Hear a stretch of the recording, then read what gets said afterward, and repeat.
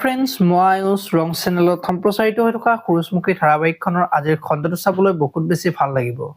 কিয়নো যোৱাটো খণ্ডত সোণৰ গাটো বহুত বেছি বেয়া লাগি আছিল আৰু তেতিয়া সোণে পাজিৰ গেৰেজত গৈ হৰণ মাৰি আছিল আৰু তেতিয়া পাজি আহি সোণৰ অৱস্থা দেখি মেডিকেলত নিবলৈ ওলাইছিল আৰু ৰত্নক ফোন কৰি মেডিকেলত সোনকালে মতা দেখিবলৈ পাইছিল। আজিৰ খণ্ডটোত পৰি হোটেলৰ পৰা ঘৰলৈ যাবলৈ ওলোৱাৰ সময়তে ত্ৰিদীপ আহিব আৰু পৰীক তোমাৰ ভাইটিবোৰে ট্ৰেডিং কেলেংকাৰীৰ লগত জড়িত হৈ আছে প্ৰমাণ পালে কিন্তু তাৰ অৱস্থা বেয়া হ'ব বুলি ক'ব আৰু তেতিয়া বিজয়ে পৰি এয়া কি শুনিছো তুমি মোক এবাৰো কোৱা নাই যে বুলি পৰীক ক'ব আৰু সেইখিনি সময়তে ৰত্নই পৰীক ফোন কৰিব আৰু সোণৰ যে চিৰিয়াছ কণ্ডিশ্যন মেডিকেলত ভৰ্তি কৰিছে সেই কথাটো কোৱা দেখিবলৈ পাব।